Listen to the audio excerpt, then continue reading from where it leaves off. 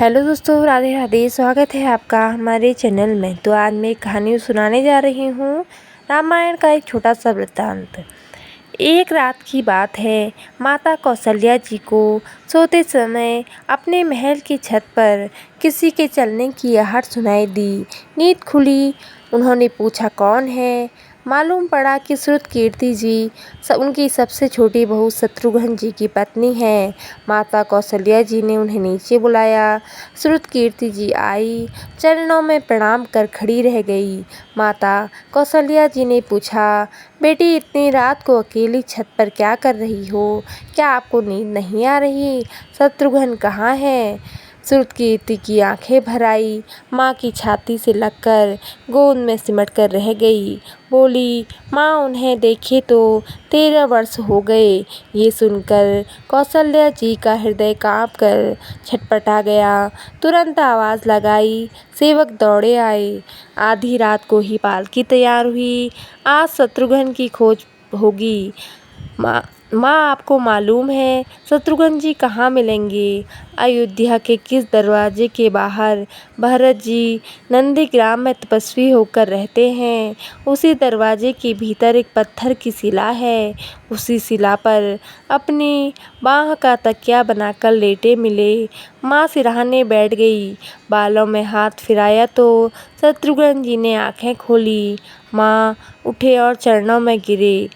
आपने क्यों कष्ट किया माँ? मुझे बुलाया होता। माँ ने कहा, शत्रुघ्न यहाँ क्यों? शत्रुघ्न जी की रोई आंखें फूट पड़ी। बोले, माँ, भैया राम जी पिताजी की आज्ञा से वन चले गए। भैया लक्ष्मण जी उनके पीछे चले गए। भरत भैया नंदीग्राम में हैं। क्या ये महल, ये रथ, ये राशि वस्त्र विधाता ने मेरे लिए ही बनाए हैं? माता कौशल्या जी निरुत्तर रह गई। देखो, क्या है ये राम कथा? यह भोग की नहीं, त्याग की कथा है। यहाँ त्याग का ही प्रतियोगिता चल रही है और सभी प्रथम हैं, कोई पीछे नहीं रहा। चारों भाइयों का प्रेम और त्याग का एक दूसरे के प्रति अद्भुत, अभिनव और अलौकिक है। रामायण जीवन जीने की सबसे उत्तम शिक्षा देती है।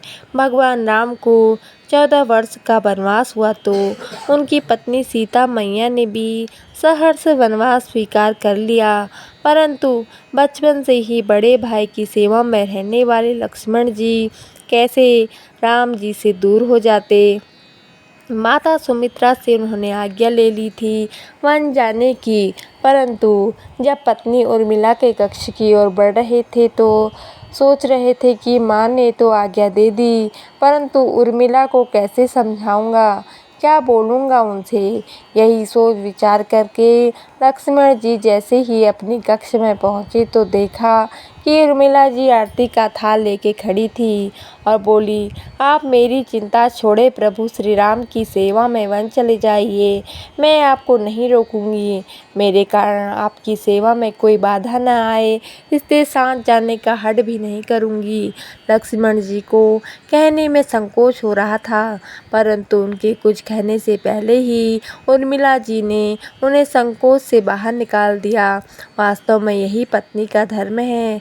पति संकोच में पड़े उससे पहले ही पत्नी उसके मन की बात जानकर उसे संकोच से बाहर निकाल दे। लक्ष्मण जी चले गए, परंतु 14 वर्ष तक उर्मिला ने एक तपस्विनी की भांति कठोर तप किया।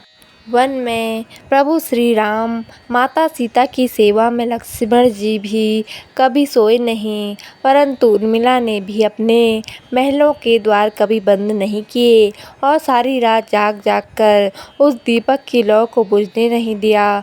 मेघनाद से युद्ध करते हुए जब लक्ष्मण जी को शक्ति लग जाती है और हनुमान जी उनके लिए संजीवनी का पर्वत लेकर लौट रहे थे, तो बीच में जब हनुमान जी अयोध्या के ऊपर से गुजर रहे थे तो भरत जी ने उन्हें राक्षस समझकर बाण मारते हैं और हनुमान जी गिर जाते हैं।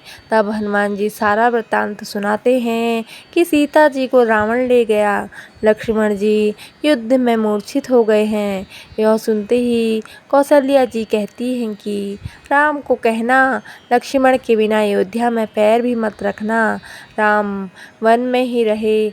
माता सुमित्रा कहती है कि राम से कहना कि कोई बात नहीं, अभी शत्रुघ्न है, मैं उसे भेज दूंगी।